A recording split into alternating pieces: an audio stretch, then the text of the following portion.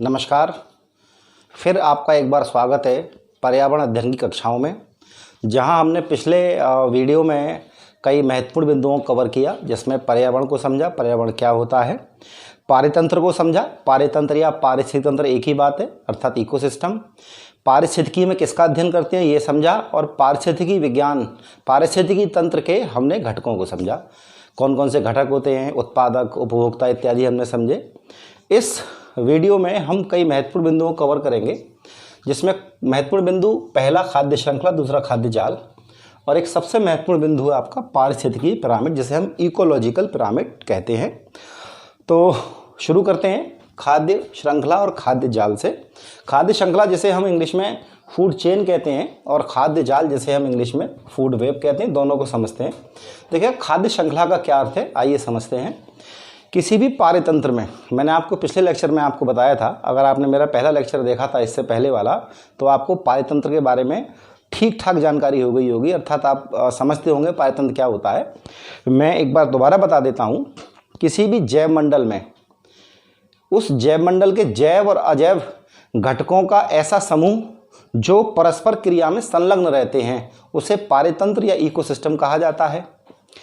मैं आपको दोबारा एक बार समझा देता हूँ। मान लीजिए कि आप किसी वन में हैं और वन का अपना इकोसिस्टम है, और वहाँ वन में बहुत सारे जीव जंतु, पेड़ पौधे इत्यादि, इसके अलावा उस वन के अजैविक घटक, वहाँ जो ज़मीन है, वहाँ जो वायुमंडल, वहाँ जो सूर्य का प्रकाश है, वहाँ जो पानी है, ये सब घटक एक दूसरे में आपस में परस्पर क्रियाएं कर रहे हैं, और इनकी क्रियाओं से क्या हो रहा है, जीवन आगे बढ़ रहा है। तो वो सिस्टम जिसके अंतर्गत ये सारे घटक जो जैविक और अजैविक दोनों हैं शामिल हैं और परस्पर क्रियाओं में सम्मिलित हैं, इसको हम पारितंत्र अथवा इकोसिस्टम कहते हैं। ठीक है ना। तो इकोसिस्टम की जब भी हम बात करेंगे तो सबसे पहला पॉइंट आता है खाद्य श्रृंखला। इकोसिस्टम के घटक की हमने बात कर ली थी, जिनको हमने उत्पादक, उपभोक्ता इत्यादि में बांटा था। तो आज बात करते हैं हम किसकी, खाद्य श्रृंखला की। ध्यान रखिएगा, किसी भी पारितंत्र में जो जीव होते हैं, जो पारितंत्र के अंदर जीव हैं, चाहे वो पेड़ पौधे हों, चाहे वो जंतु हों, वो आपस में अपनी ऊर्जा आवश्यकताओं को पूरा करने के लिए या अपने भोजन की आवश्यकता को पूरा करने के लिए, दोबारा समझिए, किसी भी इकोसिस्टम में, चाहे वो इकोसिस्टम तालाब का हो, चाहे वो वन का हो, चाहे वो मरुस्थल का हो, चाहे वो सागर का हो, चाहे वो झील का हो, चाहे वो खेत का हो, किसी भी इकोसिस्टम के जो जैविक घटक हैं, चूंकि अजैविक घटक को तो ऊर्जा की आवश्यकता होगी नहीं, तो किसी भी इकोसिस्टम के जो जैविक घटक हैं वो अपनी ऊर्जा आवश्यकताओं को पूरा करने के लिए आपस में एक संबंध का निर्माण करते हैं। उस संबंध को ही हम खाद्य श्रृंखला के नाम से जानते हैं, अर्थात ऊर्जा प्राप्ति के लिए वो एक दूसरे पर निर्भर रहते हैं और इससे उनके मध्य एक संबंध का निर्माण होता है। उस संबंध को हम खाद्य श्रृंखला या फूड चेन कहते हैं। ठीक है, समझते हैं इस एग्जाम्पल के थ्रू। तो मैंने यहाँ लिखा है कि किसी पारितंत्र में भोजन या ऊर्जा संबंधी आवश्यकताओं के लिए, अर्थात पारितंत्र के जैविक घटक, अजैविक घटकों की बात नहीं होगी, अजैविक घटक कभी भी फूड चेन नहीं बनाएंगे। तो किसी भी पारितंत्र के जैविक घटक भोजन या ऊर्जा संबंधी आवश्यकताओं को पूरा करने के लिए उनके मध्य जो संबंध होता है उसको हम खाद्य श्रृंखला कहते हैं। कुछ एग्जाम्पल देखेंगे। अगर चारागाह की हम या घास के मैदान की अगर खाद्य श्रृंखला की अगर बात करें तो सबसे पहले घास आती है। घास आपके उत्पादक हरे पौधे में आ गया। उसके बाद प्रथम श्रेणी के उपभोक्ता टिड्डा, टिड्डे को कौन खाएगा, चूहा। द्वितीय श्रेणी का उपभोक्ता, चूहे को कौन खाएगा, सांप, सांप को कौन खाएगा, बाज। और सबसे बाद में कौन आएंगे, अपघटक। ध्यान रखिएगा, किसी भी श्रृंखला के शीर्ष पर हमेशा आपको अपघटक ही मिलेंगे, हमेशा अपघटक मिलेंगे। ये प्रश्न एक बार यूपी टेट की परीक्षा में आया था, किसी भी खाद्य श्रृंखला के शीर्ष पे कौन होते हैं, तो उसमें ऑप्शन शीर्ष मांसभक्षी भी दे रखा था और अपघटक दे रखा था। तो कुछ लोगों ने अपघटक आंसर टिक किया, कुछ लोगों ने शीर्ष मांसभक्षी किया। बाद में मामला कोर्ट पहुंचा और कोर्ट ने डिसीजन दिया, चूंकि खाद्य श्रृंखला डिसाइड हो रही है किस तरह से कि ऊर्जा एक तरफ से दूसरी तरफ जा रही है, तो ऊर्जा के सबसे आखिर में जो प्राप्त करने वाला होगा वही सबसे शीर्ष पे होगा। तो आप देख रहे हैं इस श्रृंखला में यहाँ पे सबसे शीर्ष पे कौन है, अपघटक है। तो अपघटक को सबसे शीर्ष पे माना गया है। अर्थात जैसे हम बात कर रहे हैं यहाँ पे खाद्य श्रृंखला की, तो खाद्य श्रृंखला में पहला स्तर, दूसरा स्तर, इनको पोषण स्तर कहा जाता है। खाद्य श्रृंखला में जिन जीवों का एक क्रम है और वह क्रम एक खाद्य श्रृंखला बना रहा है, वो खाद्य श्रृंखला में इन जीवों को हम पोषण स्तर कहते हैं। प्रथम पोषण स्तर, द्वितीय पोषण स्तर, तृतीय पोषण स्तर। और ध्यान रखिएगा, किसी भी खाद्य श्रृंखला में ऊर्जा का प्रवाह एक दिशा में होता है। ऐसा नहीं है कि घास टिड्डा को ऊर्जा दे रही हो, टिड्डा घास को ऊर्जा दे रहा हो। ऊर्जा का प्रवाह हमेशा कैसा होता है, एक दिशी होता है, यूनिडायरेक्शनल होता है, ठीक है ना। तो हम बात कर रहे हैं खाद्य श्रृंखला की। खाद्य श्रृंखला का अर्थ एक बार दोबारा समझिए, पारितंत्र के समस्त जीवों के मध्य अपनी ऊर्जा आवश्यकता और भोजन की आवश्यकताओं को पूरा करने के लिए जो संबंध होता है उसे हम खाद्य श्रृंखला कहते हैं। पहला एग्जाम्पल आपने समझा चारागाह का, घास, टिड्डा, चूहा, सांप, बाज, अपघटक। वन की अगर हम बात करें, वन की खाद्य श्रृंखला का अगर बात करें तो यहाँ पे पेड़ पौधे जो कि उत्पादक होंगे, उनके ऊपर हिरण, शेर और बाद में अपघटक, यानी कि अपघटक सबसे ऊपर हमेशा आएगा, क्योंकि जब भी किसी पारितंत्र में किसी जीव का जीवन जब समाप्त हो जाता है तो उसके जीवन समाप्त हो जाने के बाद उसकी जो बॉडी होती है, डेड बॉडी होती है, उसको अपघटक ही वापस उस मिट्टी में, उस पर्यावरण में वापस से मिला देते हैं, इसलिए अपघटक हमेशा शीर्ष में आएंगे। तो इसके अलावा तालाब का हम देखते हैं पारितंत्र। तालाब के पारितंत्र में सबसे पहले शैवाल आएंगे। शैवाल आपने देखे होंगे जो प्रकाश संश्लेषण क्रिया से भोजन बनाते हैं। इनको खाने वाले कौन होंगे, मच्छर का लार्वा। मच्छर का लार्वा अर्थात मच्छर जब अंडे देता है तो अंडे से लार्वा बनता है और लार्वा से बाद में मच्छर बन जाते हैं। इनको खाने वाले जीव dragon fly larva. Dragon fly एक जीव होता है, ध्यान रखिएगा, पूरी दुनिया में ड्रैगन फ्लाई की 5000 प्रजातियां पाई जाती हैं, अकेले भारत में 500 प्रजातियां पाई जाती हैं। ध्यान रखिएगा, जिस एरिया में ड्रैगन फ्लाई ज़्यादा पाए जाते हैं वहाँ मच्छर का लार्वा कम होता है और इसीलिए वह मच्छर भी कम होते हैं। तो तालाब की श्रृंखला की बात करें तो सबसे पहले उत्पादक शैवाल, उसको खाने वाले मच्छर लार्वा अर्थात पोषण स्तर 1, पोषण स्तर 2, उसको खाने वाले ड्रैगन फ्लाई लार्वा, और इनको खाने वाली मछली, और मछली को खाने वाला बगुला। तो आप देख रहे हैं अगर बगुले की डेथ हो जाएगी तो यहाँ भी यहाँ अपघटक लिख देंगे। तो इस तरह से आपने देखा कि खाद्य श्रृंखला किसी पारितंत्र में उसके जीवों के मध्य, उसके जैव घटकों के मध्य ऊर्जा प्राप्ति और भोजन प्राप्ति के लिए जो संबंध बनता है उसको हम खाद्य श्रृंखला कहते हैं। तो मैंने आपको 3 एग्जाम्पल बताए। अब देखिएगा, बात करते हैं खाद्य जाल की बात करें, इंग्लिश में हम कहते हैं फूड वेब कहते हैं, ठीक है ना, फूड वेब अर्थात खाद्य जाल। देख, किसी भी पारितंत्र में कई सारी खाद्य श्रृंखलाएं होती है और कई सारी खाद्य श्रृंखलाएं आपस में कनेक्टेड करके क्या बनाती हैं, खाद्य जाल बनाती हैं। इसका अर्थ क्या हुआ, खाद्य श्रृंखला एक छोटा रूप है और कई सारी खाद्य श्रृंखलाएं मिलकर क्या बनाती हैं, खाद्य जाल बनाती हैं। अर्थात खाद्य श्रृंखला में, फूड चेन में जीवों की संख्या कम होती है और एक फूड वेब में, खाद्य जाल में जीवों की संख्या ज़्यादा होती है। चित्र की मदद से हम समझते हैं। यहाँ पे देखेंगे ये आपका घास के मैदानों का एक खाद्य जाल दिया गया है। देखिए, सबसे पहले हरे पौधे आएंगे, हरे पौधे ही आने हैं क्योंकि हरे पौधे उत्पादक होते हैं वो और सभी जीवों के लिए भोजन का निर्माण। तो देखिएगा, हरे पौधे टिड्डे ने खाया, टिड्डे को कीड़ों ने खाया, कीड़ों को मेंढक ने खाया, मेंढक को सांप ने और सांप को बाज ने खाया। तो एक आपकी फूड चेन ये हो गई इधर से होती हुई, ई जी, मेंढक, सांप, बाज। दूसरा देखेंगे, पौधे, पौधे को बीज खाने वाले पक्षी खाते हैं और बीज खाने वाले पक्षियों को बाज झपट्टा मार खा जाता है। तो एक खाद्य श्रृंखला ये हो गई। पौधों को खाने वाले चूहे, चूहे को खाने वाला सांप, या चूहे को सीधे सीधे कभी कभी बाज भी झपट्टा मार के खा जाता है। तो एक फूड चेन ऐसे हो गई और एक फूड चेन ऐसे ऐसे हो गई। इसके अलावा पौधों को खाने वाले खरगोश और खरगोश को खाने वाले बाज। आपने अक्सर देखा होगा, यूट्यूब पर कई सारे वीडियो देखे होंगे कि बाज और खरगोश के बीच काफ़ी लड़ाई होती है और खरगोश अगर छोटा हो और इतना सक्षम ना हो तो बाज उसको झपट्टा मार के ले जाता है और उसे अपना शिकार भुना लेता है। तो जहाँ खाद्य श्रृंखला में हम केवल एक ही डायरेक्शन के संबंधों की बात कर रहे थे, यहाँ पे कई सारी खाद्य श्रृंखलाओं के आपस में संबंध हैं। मैं एक बार दोबारा आपको समझाता हूँ कि देखेंगे, ये एक चारागाह की, एक घास के मैदान की खाद्य जाल है जहाँ कई सारी खाद्य श्रृंखलाएं आप देख रहे हैं। पौधे भोजन का निर्माण करेंगे और पौधों को खाएंगे टिड्डे, टिड्डों खाएंगे कीट, या टिड्डे खाएंगे मेंढक, कीट को भी खा लेंगे मेंढक। तो एक खाद्य श्रृंखला पौधे से, टिड्डे से, कीट से, मेंढक से, सांप से बाज बन गई। एक खाद्य श्रृंखला पौधे, टिड्डा, मेंढक, सांप, बाज बन गई। एक खाद्य श्रृंखला पौधे, बीज खाने वाले पक्षी और उनसे बाज हो गई। एक खाद्य श्रृंखला पौधे, चूहे, सांप और सांप से फिर बाज हो गई। एक खाद्य श्रृंखला पौधे, चूहे और उनको खाने वाले बाज हो गई। और एक खाद्य श्रृंखला पौधे, खरगोश और उन खाने वाले बाज से हो गई। बिल्कुल अब क्लियर हो गया होगा आपको कि खाद्य जाल के अंतर्गत कई सारी खाद्य श्रृंखलाएं होती हैं जो आपस में कनेक्टेड होती हैं। तो देखिएगा, आपने समझा खाद्य श्रृंखला, फूड चेन, और आपने समझा खाद्य जाल, फूड वेब। आपने सारे एग्जाम्पल समझे और इस फिगर की मदद से आपको सारा क्लियर हो गया होगा। अब बात करते हैं हम खाद्य श्रृंखला में ऊर्जा का प्रभाव। देखिए खाद्य श्रृंखला अर्थात घास को टिड्डा खाएगा, चूहा खाएगा, इसमें ऊर्जा का प्रवाह सबसे पहले मैंने आपको बताया था एक दिशीय होता है, केवल एक ही दिशा में ऊर्जा का प्रभाव होता है। ऐसा नहीं है कि ऊर्जा इधर से इधर जा रही है तो इधर से भी इधर आएगी, यानी कि ऐसा नहीं है कि पेड़ पौधे हिरन को ऊर्जा दे रहे हैं तो हिरन भी पेड़ पौधों को ऊर्जा देगा, ऐसा नहीं है। यहाँ से ऊर्जा हिरन में जाएगी अर्थात भोजन के द्वारा, हिरन भोजन बनेगा शेर का तो शेर को ऊर्जा मिलेगी, और शेर जब खत्म हो जाएगा तो उसकी डेड बॉडी से ऊर्जा किसको मिलेगी, अपघटक अर्थात सूक्ष्म जीवों को मिलेगी। सूक्ष्म जीव जैसे बैक्टीरिया, जैसे वायरस और जैसे कवक। तो यहाँ पे क्या है, ऊर्जा का प्रवाह हो रहा है। तो ऊर्जा का प्रवाह कैसा है, केवल एक ही दिशा में, जैसे हम यूनिडायरेक्शनल या एक दिशी प्रवाह कहते हैं। देखिएगा खाद्य श्रृंखला में ऊर्जा प्रवाह को लेके एक वैज्ञानिक हुए लिंडेमान, उन्होंने 10% का या 10% का नियम दिया है।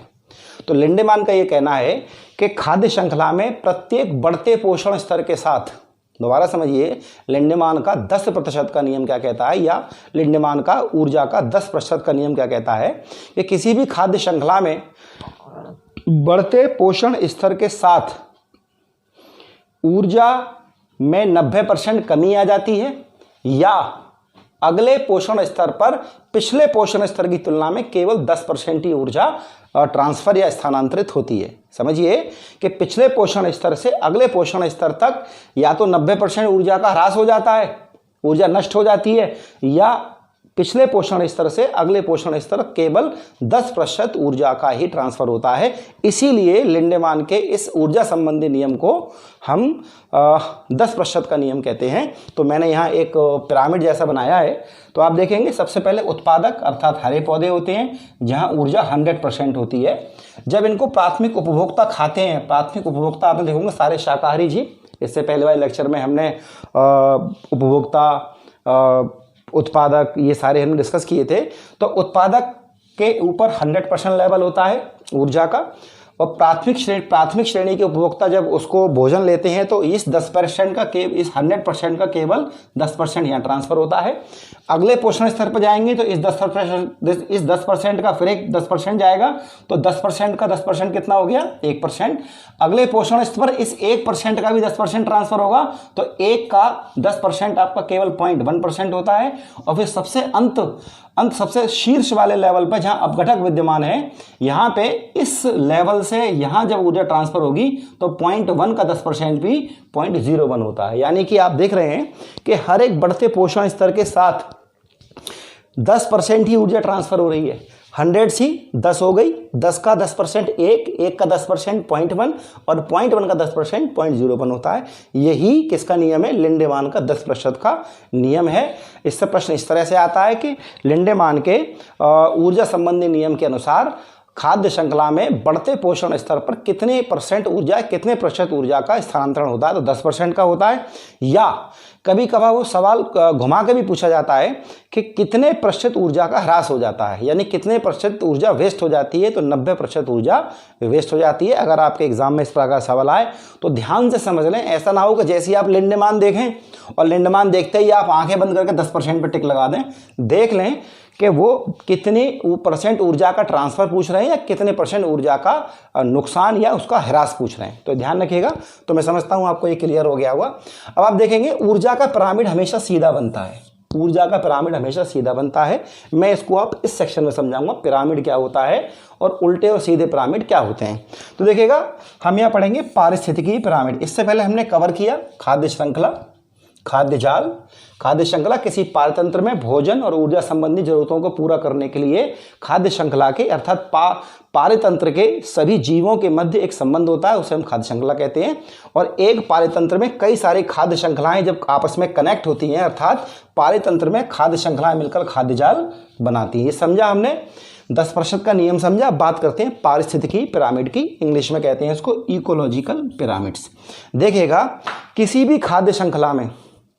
खाद्य श्रृंखला में आप देखेंगे तो बढ़ते पोषण स्तर के साथ, बढ़ते पोषण स्तर से मेरा मतलब है घास, टिड्डा, मेढक, सांप, बाज, तो पोषण स्तर बढ़ रहा है ना। तो बढ़ते पोषण स्तर के साथ क्या होता है कि कई सारी चीज़ों के संबंध निकल के आते हैं। जैसे बढ़ते पोषण स्तर पर प्रजातियों की संख्या का संबंध आता है कि खाद्य श्रृंखला में आगे की ओर बढ़ रहे हैं हम, तो प्रजातियों की संख्या कम हो रही है या ज़्यादा हो रही है। बढ़ते पोषण स्तर पर हम जा रहे हैं तो प्रजातियों का सकल बायोमास कम हो रहा है या ज़्यादा हो रहा है। बढ़ते पोषण स्तर पर हम देख रहे हैं तो ऊर्जा की सुलभता कम हो रही है या ज़्यादा हो रही है। तो देखिए सबसे पहले आप समझिए पिरामिड को ऊर्जा सुलभता से। तो आपने देखा कि किसी भी खाद्य श्रृंखला में बढ़ते पोषण स्तर के साथ ऊर्जा कम होती जा रही है। कैसे? सबसे पहले 100% थी, अगले पोषण स्तर पर 10% रह गई, फिर अगले पोषण स्तर पर 1% रह गई, फिर 0.1% रह गई, ऐसे ही ऊपर जाते हुए कम हो गई। तो इनके बीच जो संबंध बनेगा तो कैसा बनेगा पिरामिड? ऐसा बनेगा ना, सीधा आधार पर चौड़ा होगा और शीर्ष पर नुकीला होगा। क्यों होगा? क्योंकि यहाँ ज़्यादा चौड़ा है, इसका मतलब है यहाँ ऊर्जा ज़्यादा है। ऊपर जाते जाते ऊर्जा कैसी होती जा रही है? कम होती जा रही है। तो पिरामिड कैसा बनेगा? सीधा बनेगा। इसका अर्थ क्या हो गया कि किसी भी खाद्य श्रृंखला में बढ़ते पोषण स्तर पर जीवों के मध्य जो ऊर्जा का प्रवाह हो रहा है वो ऊपर जाते हुए कम हो रहा है। तो पिरामिड कैसा बनेगा? ऐसा। अगर मान लीजिए, हालांकि ऐसा कभी होता नहीं है, अगर मान लीजिए कि किसी भी खाद्य श्रृंखला में बढ़ते पोषण स्तर के साथ ऊर्जा बढ़ती जाए, कि यहाँ ऊर्जा थी 10%, वहाँ हो गई 100%, फिर वहाँ और बढ़ गई, तो क्या होता है? हो जाएगा आपका पिरामिड ऐसा बन जाएगा कि पहले पोषण स्तर पर ऊर्जा कम थी, दूसरे पे ज़्यादा होगी, तीसरे पे और ज़्यादा होगी, चौथे पे और ज़्यादा होगी। लेकिन ध्यान रखिएगा, ये सिर्फ मैं आपको समझाने के लिए बता रहा हूँ। ऊर्जा के संबंध में कभी भी उल्टा पिरामिड नहीं बनता है, क्योंकि ऊर्जा हमेशा उसका प्रवाह एक दिशी होता है, और एक दिशी प्रवाह में पिरामिड हमेशा सीधा बनता है। क्यों बनता है? क्योंकि ऊर्जा का प्रवाह पहले पोषण स्तर से बाद के पोषण स्तरों तक कम होता जाता है। लेकिन अगर हम बात करें संख्या पिरामिड की और हम बात करें बायोमास पिरामिड की, तो ये पिरामिड सीधे भी बनते हैं और ये पिरामिड उल्टे भी बनते हैं। ठीक है, तो हम समझते हैं कि सीधा संख्या पिरामिड क्या होता है और उल्टा संख्या पिरामिड क्या होता है। तो देखिए सबसे पहले संख्या पिरामिड की बात करते हैं। संख्या पिरामिड देखिएगा, मैं आपसे फिर बताऊंगा आपको, खाद्य श्रृंखला में बढ़ते पोषण स्तर पे कि पोषण स्तर 1 उत्पादक, पोषण स्तर 2 उपभोक्ता, पोषण स्तर 3 अन्य उपभोक्ता, पोषण स्तर 4 अन्य उपभोक्ता। अर्थात प्रथम द्वितीय तृतीय श्रेणी के उपभोक्ता आते जाएंगे तो पोषण स्तर 1 2 3 4 हो जाएगा। अब हम देखेंगे कि पोषण स्तर बढ़ने के साथ जीवों की संख्या में कमी हो रही है या बढ़ोतरी हो रही है। अगर मान लीजिए कि किसी भी खाद्य श्रृंखला में पहले स्तर पर, अभी हमने इस वाले पिरामिड में हमने ऊर्जा की बात की, ऊर्जा कम होती जा रही है।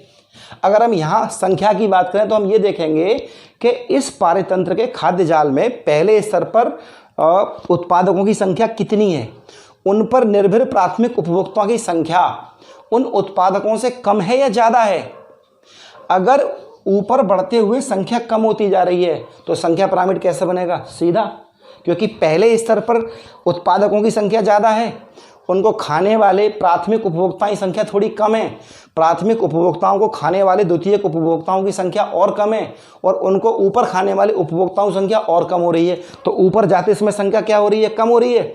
अगर किसी केस में ऐसा हो जाए कि नीचे संख्या कम हो और ऊपर उस पर निर्भर उपभोक्ताओं की संख्या बढ़ती जाए तो पिरामिड कैसा बन जाएगा? पिरामिड आपका उल्टा बन जाएगा। तो संख्या पिरामिड आपका सीधा भी बनता है और संख्या पिरामिड आपका उल्टा भी बनता है। दोबारा समझिए, किसी भी खाद्य श्रृंखला में बढ़ते पोषण स्तर के साथ, बढ़ते पोषण स्तर से मेरा मतलब है कि जब उपभोक्ता होंगे तो प्रथम पोषण स्तर, उत्पादक होंगे तो प्रथम पोषण स्तर, उपभोक्ता प्रथम श्रेणी के द्वितीय पोषण स्तर, उपभोक्ता द्वितीय श्रेणी के तृतीय पोषण स्तर, तो ऐसे ऊपर पोषण स्तर बढ़ता जाएगा। तो किसी भी खाद्य श्रृंखला में बढ़ते पोषण स्तर के साथ जीवों की संख्या में जो बदलाव आता है, उस बदलाव को हम एक पिरामिड के रूप में लिख लेते हैं। अगर प्रथम पोषण स्तर से ऊपर के पोषण स्तर पर जाने पर, अर्थात निम्न पोषण स्तर से उच्च पोषण स्तर की ओर जाने पर संख्या में वृद्धि होती है तो उल्टा पिरामिड, क्योंकि नीचे पोषण स्तर पर संख्या कम थी, ऊपर बढ़ गई, और अगर संख्या में कमी होती है तो सीधा संख्या पिरामिड बनेगा। तो संख्या पिरामिड के आपके समक्ष 2 एग्जाम्पल हैं। देखिए, संख्या पिरामिड सीधा बनेगा घास के मैदान में, और संख्या पिरामिड में काय का संबंध होता है? जीवों की संख्या का संबंध होता है। घास के मैदान में आप देखिएगा पहले पोषण स्तर पर घास पाई जाएगी, छोटे छोटे पौधे, और उनकी संख्या अत्यधिक होगी। आप किसी घास के मैदान में जाइए तो आपको चारों तरफ घास ही घास नजर आएगी। अगर आप घास के पौधे को गिनने बैठेंगे तो हजारों लाखों करोड़ों आपको छोटे छोटे पौधे मिलेंगे घास के। अब उस घास के मैदान में आपको क्या मिलेगा? टिड्डा।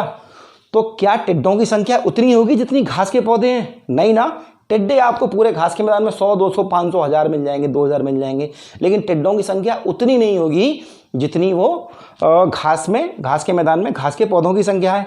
तो जैसे ही पोषण स्तर चेंज हुआ तो घास के पौधों की तुलना में टिड्डों की संख्या कम हो गई। टिड्डे को खाने वाले मेंढक और कम हो जाएंगे, और मेंढक को खाने वाले सांप उस घास के मैदान में 1-2 ही होंगे। मेंढक तो फिर भी 4-6 होंगे, लेकिन सांप 1 आधी होगा। तो अगर आप नीचे से ऊपर जाते हैं अगर किसी घास के मैदान में, तो आप देख रहे हैं बढ़ते पोषण स्तर के साथ क्या हो रहा है, संख्या क्या हो रही है, कम होती जा रही है। अर्थात पहले पोषण स्तर पर घास के पौधों की संख्या अत्यधिक थी, दूसरे पोषण स्तर पर टिड्डों की संख्या थोड़ी सी कम हो गई, उसके अगले पोषण स्तर पर मेंढक की संख्या और कम हो गई, और सबसे अंत में सांप और कम हो जाएंगे। तो कैसा पिरामिड बनेगा, सीधा बनेगा। अब उल्टे पिरामिड की बात करें तो उल्टा पिरामिड कहाँ बनता है, उल्टा संख्या पिरामिड कहाँ बनता है, वनों में बनता है। और उल्टे संख्या पिरामिड को समझते हैं, सबसे पहले पोषण स्तर पर होता है बड़ा वृक्ष। जैसे मान लीजिए आप वन में जा रहे हैं, ध्यान रखिएगा वन अपने आप में एक इकोसिस्टम है, और वन के अंदर जो बड़े बड़े पेड़ होते हैं ना, वो पेड़ भी अपने आप में एक इकोसिस्टम होते हैं। पूरी अब पेड़ की अपनी अलग दुनिया होती है, हालांकि वन का पार्ट है, वो वन के इकोसिस्टम में आ रहे हैं, लेकिन एक पेड़ अपने आप में पूरी कॉलोनी होता है। तो कैसे, यहाँ देखेंगे हम वनों में उल्टा पिरामिड कैसे बनेगा कि सबसे पहले एक बड़ा पेड़ है, उस बड़े पेड़ की संख्या 1 हो गई, तो पोषण स्तर पे यहाँ पे एक सिंगल पेड़ है। अगले पोषण स्तर पर शाकाहारी चिड़ियाँ जो वन पे उस पेड़ पे उनका निवास है, उस पेड़ पे ही रहती हैं, और उसी पेड़ की पत्तियों को या फूलों को या उसके फल को खाती हैं, तो उनकी संख्या थोड़ी ज़्यादा होगी। 100, 200, 500, 1000 चिड़िया एक बड़े पेड़ पे निवास करती हैं, आपने देखा ही होगा। उन चिड़ियों के ऊपर परजीवी होते हैं। परजीवी अर्थात उन चिड़ियों के शरीर पर बहुत छोटे छोटे बैक्टीरिया, आपने देखा होगा अपने आसपास बहुत सारे जीव जानवरों को देखा होगा जहाँ उनके शरीर पर बहुत सारे छोटे छोटे कीड़े लगे होते हैं जो उनका खून चूसते रहते हैं। तो इसी तरह से चिड़ियों के शरीर पर बहुत सारे परजीवी होते हैं। तो एक चिड़िया होगी तो एक चिड़िया के शरीर में कई सारे परजीवी होंगे। तो इस तरह से क्या होगा कि वृक्ष की संख्या 1 थी, उस पर निर्भर शाकाहारी चिड़ियों की संख्या ज़्यादा हो गई, और उन शाकाहारी चिड़ियों के ऊपर जो परजीवी निवास कर रहे हैं वो और ज़्यादा हो गए। और जब इन सब की जब डेथ हो जाती है तो उच्च परजीवी अर्थात अपघटकों की संख्या, बैक्टीरिया, कवक, वायरस, इनकी संख्या और ज़्यादा हो जाती है। तो आप देख रहे हैं कि जैसे घास परितंत्र में हम ऊपर जब जा रहे थे तो क्या हो रहा था, ऊपर जाने पर संख्या कम हो रही थी, तालाब में भी संख्या ऊपर जा कम हो रही है, लेकिन वनों में हम देखते हैं तो वनों में संख्या ऊपर जाने पर अर्थात बढ़ते पोषण स्तर पर जाने पर संख्या क्या हो रही है, आपकी बढ़ती जा रही है। तो पिरामिड कैसा बनेगा, उल्टा पिरामिड बनेगा। हम बात कर रहे हैं पारिस्थितिकी पिरामिड की, इकोलॉजिकल पिरामिड्स की बात कर रहे हैं। पिरामिड 3 प्रकार के होते हैं, संख्या पिरामिड, बायोमास पिरामिड, और तीसरा होता है ऊर्जा पिरामिड। तो ऊर्जा पिरामिड मैंने आपको बता दिया हमेशा सीधा बनेगा, क्योंकि खाद्य श्रृंखला में बढ़ते पोषण स्तर के साथ ऊर्जा हमेशा कम होती जाती है, इसीलिए हमेशा ऊर्जा पिरामिड सीधा बनेगा। संख्या पिरामिड किसी भी खाद्य श्रृंखला में जीवों के मध्य बढ़ते पोषण स्तर के साथ संख्या में जो अंतर आता है उनको हम एक पिरामिड के रूप में लिखते हैं, तो वो संख्या पिरामिड कहलाता है। संख्या पिरामिड उल्टा सीधा दोनों होगा। सीधा संख्या पिरामिड मैंने आपको बताया घास के मैदान में, पहले पोषण स्तर पर घास के पौधों की संख्या बहुत ज़्यादा, दूसरे पोषण स्तर पर टिड्डे थोड़े से कम होंगे मैदान में, टिड्डों के ऊपर जो मेंढक होंगे उन्हें खाने वाले उनकी संख्या थोड़ी और कम हो जाएगी, और सांप की संख्या और कम हो जाएगी। इसी तरह से आप देखेंगे तालाब के पारतंत्र में भी सीधा संख्या पिरामिड बनता है।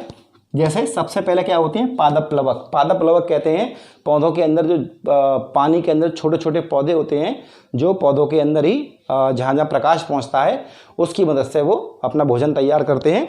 तो पादप प्लवक को खाएंगे छोटे कीड़े, तो पादप प्लवक बहुत ज़्यादा होंगे, उनकी संख्या बहुत होगी, और पादप प्लवक को खाने वाले कीड़ों की संख्या थोड़ी सी कम हो जाएगी। कीड़ों को खाने के वाली मछलियों की संख्या और कम हो जाएगी, और मछलियों को बगुले की संख्या, बगुले आपने देखोगे मछलियाँ तो एक तालाब में 100, 200, 500, 1000 होती हैं, लेकिन उनको खाने वाले बगुले 2-4 ही होते हैं। तो आपने देखा तालाब के प्रतंत्र में भी जो पिरामिड बनना है, संख्या पिरामिड कैसा बनना है, सीधा बनना है। फिर मैंने बताया आपको संख्या पिरामिड उल्टा भी बनता है, तो उल्टे का एग्जाम्पल कहाँ दिया, वनों में, जहाँ एक बड़ा पेड़ है, बड़े पेड़ की संख्या 1 है, अगले पोषण स्तर पर संख्या जो चिड़ियों की संख्या है, शाकाहारी चिड़ियों की संख्या है वो और ज़्यादा बढ़ गई। उन शाकाहारी चिड़ियों के शरीर पर जो परजीवी उनका खून चूस रहे हैं उनकी संख्या और ज़्यादा हो गई, और उसके बाद उच्च परजीवी अर्थात अपघटकों की संख्या और ज़्यादा हो गई। तो वनों में जो पिरामिड बनता है वो कौन सा देखने को मिलता है आपको, उल्टा संख्या पिरामिड मिलता है। अब हम बात करेंगे बायोमास पिरामिड की बात करेंगे। तो सबसे पहले समझते हैं बायोमास क्या है। देखिए बायोमास, बायो का अर्थ है जैव और मास का मतलब है द्रव्यमान। तो ध्यान रखिएगा किसी भी पारितंत्र में उस पारतंत्र का जितना भी एरिया है, उस एरिया अर्थात क्षेत्रफल जितना भी है उसका, और उस पारतंत्र में जितने भी जीवित पदार्थ हैं, चाहे वो घास हो, चाहे टिड्डे हों, चाहे मेंढक हों, चाहे सांप हो, ये सभी जीवित पदार्थ हैं। घास से लेके आपका सांप और बाज तक घास के मैदान में, उन सभी का कोई ना कोई द्रव्यमान होगा। अगर हम उस द्रव्यमान को उस पारतंत्र के क्षेत्रफल से भाग लगा दें तो हमें क्या मिल जाता है? बायोमास मिल जाता है। दोबारा समझिए कि किसी भी पारतंत्र के अंतर्गत उस पारतंत्र का पूरा क्षेत्रफल और उस पारतंत्र में जितने भी जीवित जीव पाए जाते हैं उन जीवों का द्रव्यमान में एक संबंध पाया जाता है। कैसे?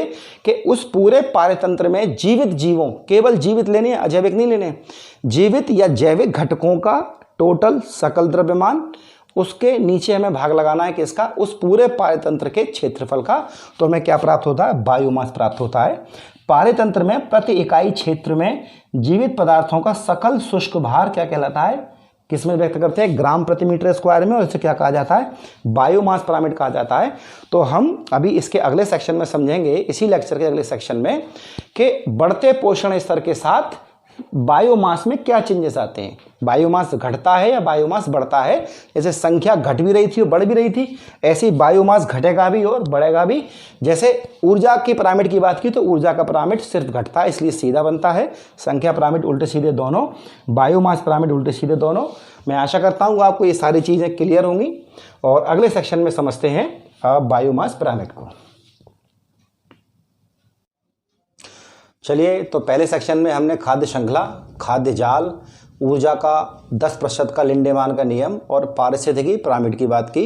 तो हमने वहाँ 2 पिरामिड डिस्कस किए। पहला ऊर्जा पिरामिड, जो हमेशा सीधा बनता है क्योंकि ऊर्जा का प्रवाह उच्च पोषण स्तरों पर जाने पर कम होता जाता है। इसके अलावा हमने संख्या पिरामिड की बात की। तो प्रत्येक पारतंत्र में जीवों की संख्या पोषण स्तर बढ़ने के साथ कम या ज़्यादा होती जाती है। तो हमने 2 प्रकार के संख्या पिरामिड की बात की, जिसमें सीधा संख्या पिरामिड और उल्टा संख्या पिरामिड दोनों थे। अब हम यह बात करते हैं आपकी बायोमास पिरामिड की। जैसा कि मैंने आपको बताया, बायोमास क्या होता है कि किसी भी पारतंत्र के कुल क्षेत्रफल में सकल शुष्क जैव भार को हम बायोमास कहते हैं, और इसको हम ग्राम प्रति मीटर स्क्वायर में व्यक्त करते हैं। अर्थात पूरे क्षेत्रफल में जीवित पदार्थों का कुल द्रव्यमान कितना है, यह बायोमास कहलाता है। अब देखेंगे हम पारतंत्र में बढ़ते पोषण स्तरों के साथ जो बायोमास है वो कम हो रहा है या ज़्यादा हो रहा है। कि उत्पादक के ऊपर हम बढ़ेंगे, उपभोक्ता प्रथम श्रेणी द्वितीय श्रेणी, तो बायोमास कम हो रहा होगा ऊपर तो पिरामिड सीधा बनेगा, और बायोमास बढ़ रहा होगा तो पिरामिड उल्टा बनेगा। तो समझते हैं, बायोमास पिरामिड क्या कहेगा? सीधा, इसे अपवर्ड कहते हैं, अपवर्ड पिरामिड। स्थल पर पाए जाने वाले अधिकतर पारतंत्र में जो पिरामिड पारतंत्र में जो बायोमास पिरामिड पाए जाते हैं वो कैसे होते हैं? सीधे होते हैं। जो स्थल पे पाए जाते हैं उसमें ज़्यादातर पारतंत्र के बायोमास पिरामिड कैसे बनते हैं? सीधे बनते हैं। कैसे? आप देखेंगे, किसी भी घास पारतंत्र की अगर हम बात करें तो सबसे पहले पोषण स्तर पर कौन आएगा? हरे पौधे। हरे पौधों का, मान लीजिए आप एक चारागाह में चले जाते हैं या आप एक वन में चले जाते हैं, तो हरे पेड़ पौधों का सकल बायोमास, सकल जैव भार सबसे ज़्यादा होगा। अगर हम पूरे उस वन में या पूरे उस चारागाह में हर जीवित वस्तुओं को अलग अलग करें तो सबसे ज़्यादा द्रव्यमान किसका निकल के आएगा? वहाँ के पेड़ पौधों का। तो स्थल पर सबसे पहले आपने देखा कि पहले पोषण स्तर पर उत्पादक जो हरे पौधे हैं इनका जैव भार सबसे ज़्यादा है। अब इनके ऊपर निर्भर हिरन और खरगोशों की संख्या थोड़ी सी कम हो जाएगी, लेकिन उनका बायोमास क्या हो जाएगा? इनसे थोड़ा सा कम हो जाएगा। यानी कि यहाँ पे बायोमास सबसे ज़्यादा था, हिरन और खरगोशों की संख्या सीमित होगी तो उनका बायोमास थोड़ा और कम हो जाएगा। उन पर निर्भर भेड़िया इत्यादि और कम होंगे तो उनका बायोमास और कम हो जाएगा। और उनके ऊपर शीर्ष मांसभक्षी जो शेर और बाघ है, आपने देखा होगा किसी भी वन में 1 या 2 होते हैं। तो आप जब नीचे से ऊपर बढ़ रहे हैं तो आप देख रहे हैं बायोमास क्या हो रहा है कि पूरे वन के क्षेत्रफल में पेड़ों का, पौधों का द्रव्यमान सबसे ज़्यादा है तो उनका बायोमास सबसे ज़्यादा हो गया। उसके बाद हिरन खरगोश जो शाकाहारी जीव हैं इनका बायोमास ज़्यादा होगा। उसके बाद ऊपर बढ़ेंगे तो भेड़िया इत्यादि थोड़ा सा और कम हो जाएगा, और ऊपर बढ़ेंगे तो शेर बाघ का बायोमास और कम हो जाएगा। तो इस तरह से आपने देखा कि अब स्थल पर पाए जाने वाले किसी भी पारतंत्र में पोषण स्तरों पर जब ऊपर बढ़ते हैं तब क्या होता है, प्रत्येक पोषण स्तर पर बायोमास कम होता जाता है। इसीलिए स्थल पर पाए जाने वाले अधिकतर पारेतंत्रों में जो बायोमास पिरामिड होता है वो कैसा बनता है, सीधा बनता है। देखिएगा उल्टे बायोमास पिरामिड की बात करते हैं।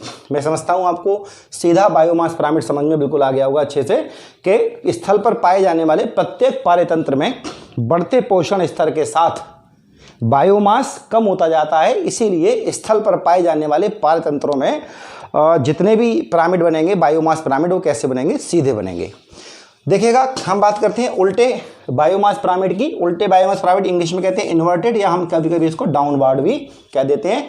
इन्वर्टेड बायोमास पिरामिड और डाउनवर्ड बायोमास पिरामिड। तो देखिएगा जब आप जलीय पारतंत्र की बात करेंगे, जब आप जल किसी पानी के इकोसिस्टम की बात करेंगे, तो वहाँ सामान्यतः जो बायोमास पिरामिड बनेगा जल में, वो कैसा बनेगा, उल्टा बनेगा। कैसे उल्टा बनेगा कि देखिएगा हम जाएंगे नीचे से ऊपर ही, यहाँ भी हम नीचे से ऊपर गए थे, लेकिन शेप का अंतर है कि यहाँ हम नीचे से ऊपर जा रहे थे तो नीचे आधार पे चौड़ा और शीर्ष पे नुकीला, क्योंकि स्थल पर पाए जाने वाले पारतंत्र में ऊपर बढ़ते समय क्या हो रहा था कि बायोमास कम होता जा रहा था। जबकि जल में जाएंगे तो ऊपर बायोमास क्या होता जाएगा, बायोमास बढ़ता जाएगा। ध्यान रखिएगा यहाँ संख्या से कोई लेना देना नहीं है कि आप यहाँ संख्या देखने लगे कि यहाँ संख्या कम ज़्यादा हो रही है या यहाँ संख्या कम ज़्यादा हो रही है, ऐसा नहीं करना है आपको। हम बायोमास पिरामिड अलग पढ़ रहे हैं और संख्या पिरामिड भी हम अलग पढ़ रहे हैं। अगर आप संख्या की बात करेंगे तो कहीं ना कहीं आपकी कनेक्टिविटी हो भी जाएगी, लेकिन आपको बिल्कुल संख्या पिरामिड अलग पढ़ना है, जहाँ आपको देखना है कि इकोसिस्टम में बढ़ते पोषण स्तर पर संख्या कम हो रही है या संख्या ज़्यादा हो रही है। संख्या कम होती जा रही है तो पिरामिड सीधा बनेगा, और संख्या बढ़ती जा रही है तो पिरामिड आपका उल्टा बनेगा। ठीक है ना। तो सीधे का मैंने आपको बताया था तालाब का, या मैंने बताया था आपको चारागाह का संख्या पिरामिड, और जब मैं उल्टा बताया था तो आपको बताया था वन का, जिसमें एक पेड़ होता है और उस पर निर्भर जीवों की संख्या बढ़ती आती है, तो वहाँ कैसे बनना था, उल्टा बनना था। बायोमास पिरामिड सीधा मैंने कहाँ बनाया है आपको, स्थल पर, और उल्टा कहाँ बनेगा आपका, जल में बनेगा। कैसे बनेगा कि पोषण के पहले स्तर पर पादप प्लवक पाए जाते हैं। ठीक है ना, पादप प्लवक पाए जाते हैं, इनको इंग्लिश में कहते हैं फाइटोप्लैंक्टन। फाइटोप्लैंक्टन कहते हैं, ये वो जलीय पौधे होते हैं जल में भोजन तैयार करते हैं। संख्या इनकी बहुत ज़्यादा हो सकती है, लेकिन आप ध्यान रखिएगा इनका जो द्रव्यमान है वो पूरे समुद्र में कितना होगा, कम होगा। या हम पूरे तालाब की बात करें तो इनका द्रव्यमान क्या होगा, कम होगा। इन पर निर्भर कीड़े, उनका द्रव्यमान थोड़ा ज़्यादा होगा, थोड़े बड़े होते हैं। उन पर निर्भर छोटी मछलियाँ, उनका द्रव्यमान और ज़्यादा होगा। और उन पर निर्भर बड़ी मछलियाँ, व्हेल हो सकती है, शार्क हो सकती है, या तालाब में भी आपने देखो छोटी मछलियाँ भी होती है तो बड़ी भी होती हैं। तो आपने देखा कि जलीय पारतंत्र में जब हम ऊपर की ओर जा रहे हैं बढ़ते पोषण स्तर के साथ, तो जितने भी आपके जीव हैं उनके बायोमास में क्या हो रही है, वृद्धि होती जा रही है। और हमने यहाँ देखा स्थल पर पाए जाने वाले पारतंत्र में बढ़ते पोषण स्तर के साथ जो जीवों का जो बायोमास है वो कम होता जा रहा है। इसलिए स्थल पर जो बायोमास बनेगा वो कैसा बनेगा, सीधा, और जल में जो बनेगा ज़्यादातर वो कैसा बनेगा, उल्टा बनेगा। मुझे आशा है कि आपको सारे पिरामिड समझ में आए होंगे। पिरामिड का मैंने आपको बताया कि किसी पारतंत्र में जब जीवों के मध्य एक संबंध पाया जाता है बढ़ते पोषण स्तर के साथ, वो संबंध तीन प्रकार का होता है। या तो ऊर्जा संबंध होता है कि एक पोषण स्तर से दूसरे पोषण स्तर तक ऊर्जा का क्या डिस्ट्रीब्यूशन है। तो ऊर्जा पिरामिड मैंने आपको बताया सिर्फ सीधा बनेगा, क्योंकि ऊर्जा का प्रवाह एक दिशी होता है, इसीलिए पिरामिड सीधा बनेगा। और सीधा क्यों बनेगा, क्योंकि ऊर्जा बढ़ते पोषण स्तर पर कम होती जाती है, तो हमेशा नुकीला बनेगा, ऐसा नीचे आधार पर चौड़ा, शीर्ष पर नुकीला। मैंने बात की संख्या पिरामिड, तो किसी पारतंत्र में जीवों के मध्य बढ़ते पोषण स्तर में संख्या का जो संबंध होता है उसे संख्या पिरामिड कहते हैं। संख्या पिरामिड उल्टा भी हो सकता है और सीधा भी हो सकता है। सीधा संख्या पिरामिड मैंने आपको दिखाया कहाँ, घास के मैदान में, सबसे नीचे घास के पौधों की संख्या सबसे ज़्यादा थी। अगले पोषण स्तर पर उस पर निर्भर छोटे छोटे टिड्डे इत्यादियों की संख्या थोड़ी सी कम हुई, उनको खाने वाले मेढकों की संख्या और कम हुई, और उनको खाने वाले सर्पों की संख्या और कम होगी। तो आपने देखा कि संख्या पिरामिड सीधा उल्टा दोनों बना। इसी तरह से बायोमास पिरामिड मैंने आपको बताया सीधा उल्टा दोनों बना। सीधा बायोमास पिरामिड कहाँ बना, स्थल पर पाए जाने वाले किसी भी इकोसिस्टम में, और जहाँ पे आपने देखा कि पहले पोषण स्तर पर उत्पादक हरे पौधों का जो द्रव्यमान होता है वो बहुत ज़्यादा होता है। उन पर निर्भर प्राथमिक उपभोक्ता, उनका द्रव्यमान थोड़ा कम होता है। उन पर निर्भर और द्वितीय उपभोक्ता वो होते हैं जो इन्हें भी खाएंगे और जो इन्हें भी खाएंगे। मैंने आपको बताया था कल, जब मैंने आपको बताया था किसी भी पारतंत्र के घटक बताए थे उत्पादक, उपभोक्ता इत्यादि। तो यहाँ पे आप देखेंगे इनका द्रव्यमान उस पूरे एरिया में द्रव्यमान क्या हो जाएगा, कम हो जाएगा। और इसके बाद यहाँ देखेंगे तो इनका द्रव्यमान और कम हो जाएगा। देखिए कन्फ्यूजन में नहीं रहना है आपको। आप सोचो पेड़ पौधे तो हल्के होते हैं, ये थोड़े भारी होते हैं, बात इसकी नहीं आ रही है। पूरे एरिया में जो पूरा आपका इकोसिस्टम है, चाहे वो 100 मीटर स्क्वायर में है, 500 मीटर स्क्वायर में, उसका जितना भी क्षेत्रफल है, पूरे क्षेत्रफल का भाग लगाना है उस पारितंत्र में जितने भी जैविक घटक हैं उनमें। तो पूरे पारितंत्र में जैविक घटक सबसे ज़्यादा हरे पौधे होते हैं तो उनका द्रव्यमान भी ज़्यादा होगा, ये कम होती है तो उनका द्रव्यमान और कम होगा। तो इसी तरह से ऊपर होते हुए द्रव्यमान कम हो रहा है। इसी तरह से आप देखेंगे कि जलीय पारितंत्र में ऊपर जाते समय द्रव्यमान बढ़ रहा है, इसलिए बायोमास पिरामिड यहाँ पे जलीय पारितंत्र में कैसा बनना है, उल्टा बनना है। ठीक है ना। अब देखिए कुछ महत्वपूर्ण तथ्य की बात करेंगे। तो पहला फैक्ट है एगमार्क। देखिएगा भारत में जितनी भी खाने की वस्तुएं हैं या कृषि उत्पाद हैं, उन उत्पादों की गुणवत्ता को सुनिश्चित करने के लिए कि अगर आप मार्केट जाते हैं और मार्केट जाने के बाद आपने कोई सामान खाने का खरीदा या कृषि उत्पाद खरीदा जो आपके भोजन में शामिल है, तो आपको कैसे पता लगेगा कि वह उत्पाद गुणवत्तापूर्ण है। उसके लिए एक प्रक्रिया है कि मान लीजिए कोई भी उत्पादक उस उत्पाद को बाज़ार में बेचता है और बाज़ार में बेचने से पहले उसको अगर अपने उत्पाद को ये वेरीफाई कराना है कि मेरा जो उत्पाद है वो बहुत अच्छा है, उसकी क्वालिटी अच्छी है, तो वो क्या करेगा, भारत सरकार के द्वारा एक प्रमाण पत्र लेगा और उस प्रमाण पत्र के द्वारा उसको एक मार्क मिलेगा। इसको एग मार्क कहते हैं। अर्थात खाने पीने की वस्तुएं और कृषि संबंधी उत्पादों की गुणवत्ता सुनिश्चित करने वाला मार्क, जिसे क्या कहा जाता है, एग मार्क कहा जाता है। ध्यान रखिएगा, आपके समक्ष लिखा हुआ एग मार्क। ये कैसे दिया जाता है, खाद्य और कृषि उत्पादों की गुणवत्ता सुनिश्चित करने के लिए दिया जाता है। ये 1937 से दिया जा रहा है। 1937 से इसकी शुरुआत हुई थी लगातार देने की, अब भी दिया जाता है। और ये कृषि मंत्रालय, जो केंद्रीय कृषि मंत्रालय भारत सरकार का, उसके अंतर्गत एक विभाग होता है DMI, यानी कि एग मार्क खाने पीने की वस्तुओं या कृषि उत्पादों की गुणवत्ता सुनिश्चित करने के लिए एक मार्क है।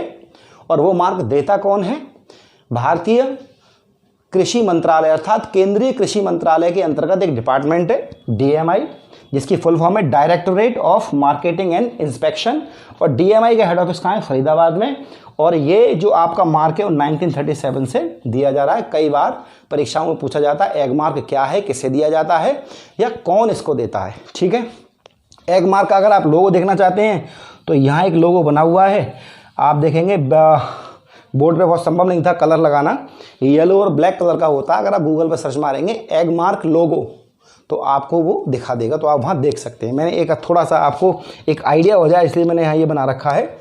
इसके बाद एग मार्क के बाद अगला मार्क है इको मार्क। इको मार्क किसे दिया जाता है, देखिएगा जो उत्पाद पर्यावरण मैत्री हैं, पर्यावरण मैत्री उत्पादों से मेरा मतलब है कि ऐसे उत्पाद जिनका उत्पादन करते समय पर्यावरण की हानि नहीं की गई है। अर्थात ऐसे उत्पादों के निर्माण में पर्यावरण की कोई भी हानि नहीं हुई है। ऐसे उत्पादों को पर्यावरण मैत्री या इको फ्रेंडली, आपने वर्ड सुना होगा, इको फ्रेंडली उत्पाद कहा जाता है। अर्थात कि ये जो उत्पाद है, चाहे वो कोई कपड़ा हो, जूते हों या कोई और वस्तु जो आप रोज़मर्रा के काम में प्रयोग लाते हैं, उसको बनाने में पर्यावरण की किसी भी प्रकार हानि नहीं की गई है। तो ऐसे उत्पाद जब मार्केट जाएंगे आप तो उस पर एक लोगो बना होता है, उसे देख के आपको समझ में आ जाएगा कि यह उत्पाद इको फ्रेंडली है और इसको बनाने में पर्यावरण का कोई भी नुकसान नहीं किया गया, या हिंदी में इसे पर्यावरण मैत्री उत्पाद भी कहते हैं। इसका लोगो आप देखेंगे तो यहाँ एक मटका जैसा बना हुआ है और इस मटके की ये शेडो है।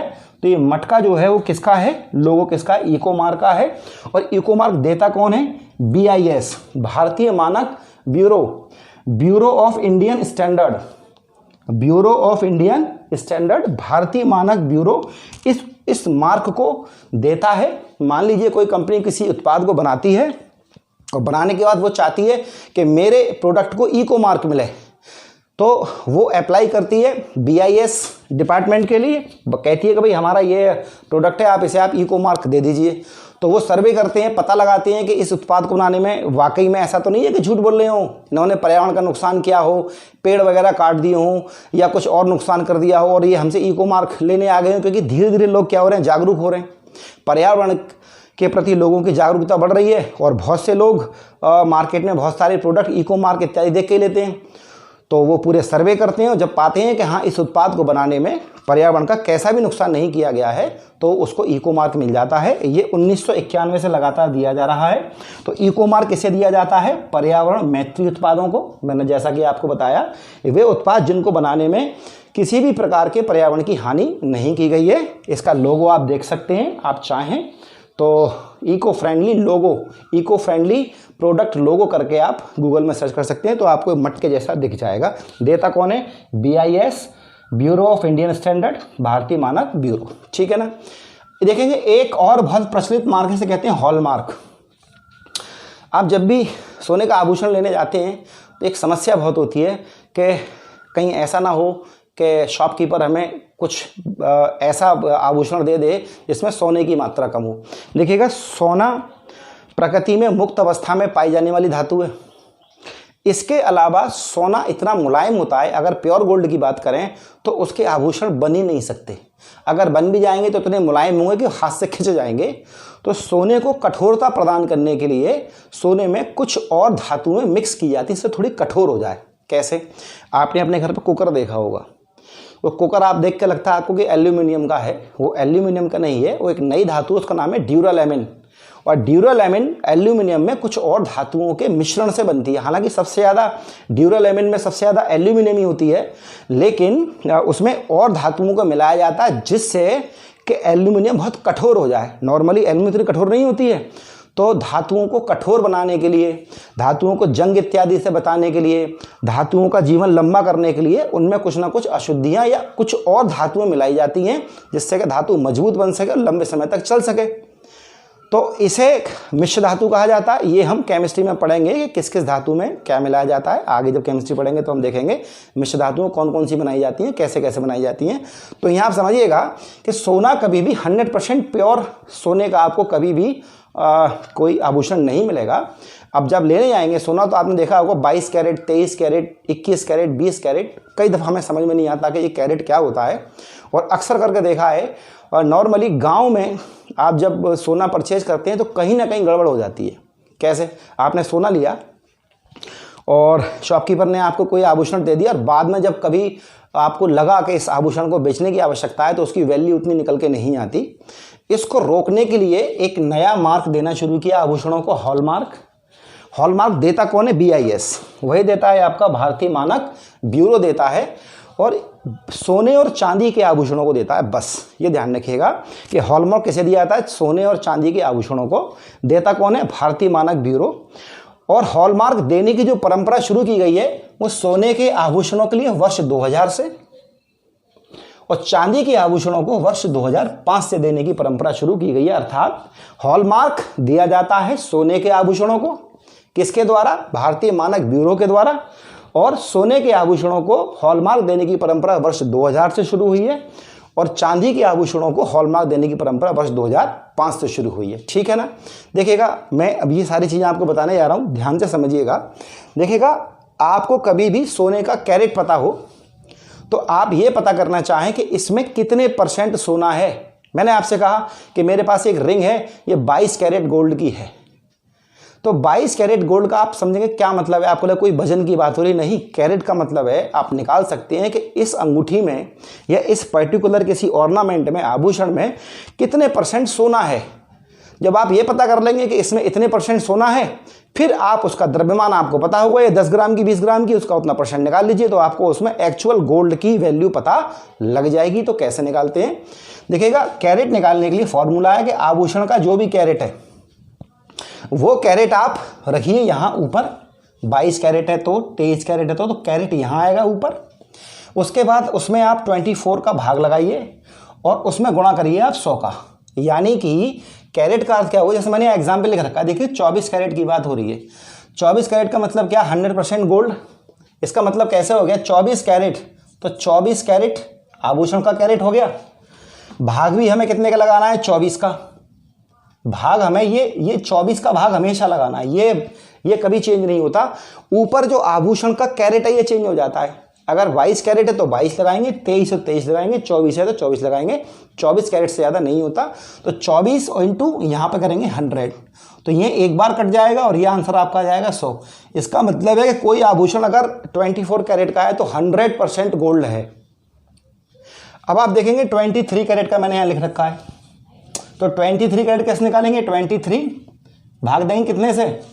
Divide by 24। मैंने कहा था डिवाइड बाई 24 तो हमेशा यही रहेगा, 100 भी यही रहेगा।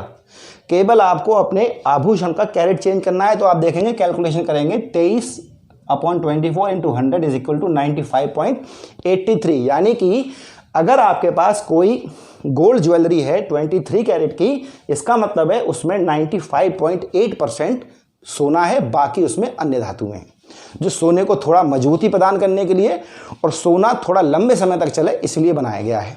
22 कैरेट का देखेंगे तो 22 कैरेट की सबसे ज़्यादा हम जो परचेसिंग करते हैं गोल्ड की, अच्छे गोल्ड की अगर बात करें तो 22 कैरेट मानी जाती है। तो 22 कैरेट के गोल्ड में 91.67% गोल्ड होता है, ठीक है ना।